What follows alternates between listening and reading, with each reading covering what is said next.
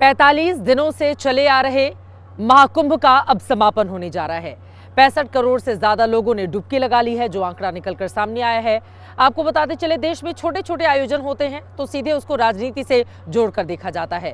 फिर इतने बड़े आयोजन को लेकर राजनीति तो होनी ही है। महाकुंभ के समापन के बाद 6 महीने के भीतर बिहार में होने हैं विधानसभा के चुनाव। अब सवाल ये पूछे जा रहे हैं कि क्या सत्ता के संगम में डुबकी का आशीर्वाद मिलेगा एनडीए को। सनातन धर्म जगह है और हिंदुत्व जगह है, तो ये तो स्वाभाविक है कि हम लोग को लाभ मिलेगा ही।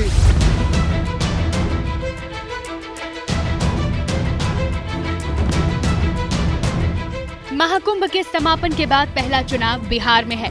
यूं तो गंगा मैया संगम से आगे बढ़ते हुए बिहार ही पहुंचती है, बिहार को समृद्ध करती है। लेकिन कुंभ के इस आयोजन से बीजेपी 6 महीने बाद होने वाले चुनावी फसल काटने को भी आश्वस्त है। हर जगह से हिंदुत्व सनातनी लोग आकर कुंभ में स्नान किए, तो इसका एक बहुत बड़ा मैसेज जाता है हिंदू समाज में, और हिंदू समाज का भाजपा को बिल्कुल लाभ मिलेगा, क्योंकि हर घर जाग चुका है कि हिंदू का वोट है तो अगर देना है तो भाजपा को ही देना है, नहीं तो वोट बेकार हो जाएगा। महाकुंभ का आशीर्वाद मिलने को लेकर बीजेपी कार्यकर्ताओं का भरोसा मजबूत है और इस भरोसे का आधार भी मजबूत है। ट्रेन की भीड़ हो या फिर सड़कों पर जाम या फिर गंगा मैया की धारा के विपरीत नाव चलाकर प्रयागराज पहुंचना, ये सभी तस्वीरें बिहार के अलग अलग इलाकों से आई थी। जब ये जनसैलाब महाकुंभ के खास लम्हों की यादों के लिए लौटा होगा तो उसके मन में क्या चल रहा होगा, खासकर तब जब बिहार में इसी साल चुनाव है। मौजूदा दौर में जनता की नब्ज पकड़ने वाले सबसे बड़े राजनेता प्रधानमंत्री नरेंद्र मोदी माने जाते हैं। 2 दिन पहले ही जब प्रधानमंत्री भागलपुर दौरे पर थे तो वो कुंभ का सियासी विश्लेषण करना नहीं भूले। महाकुंभ को ही गाली दे रहे राम मंदिर से चिढ़ने वाले लोग महाकुंभ को भी कोसने का कोई मौका नहीं छोड़ रहे हैं।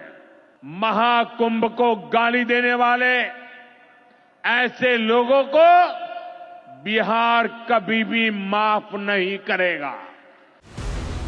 भागलपुर में पीएम ने जो बयान दिया उसका आधार था 10 दिन पुराना लालू प्रसाद यादव का विवादित बयान, जब उन्होंने आस्था के महापर्व को ही फालतू करार दिया था।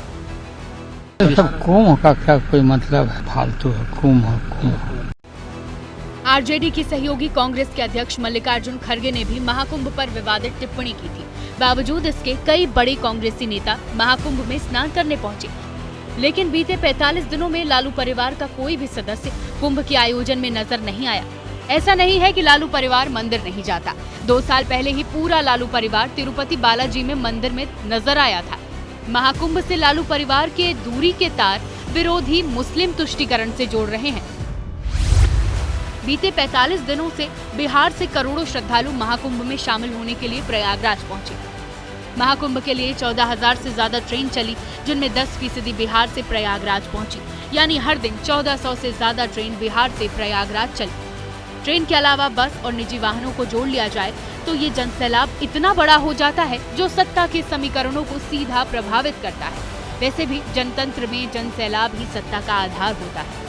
महाकुंभ का आशीर्वाद ले चुका ये जनसैलाब अब चुनाव में किसे आशीर्वाद देगा, इस सवाल का जवाब बिहार में तलाशा जा रहा है।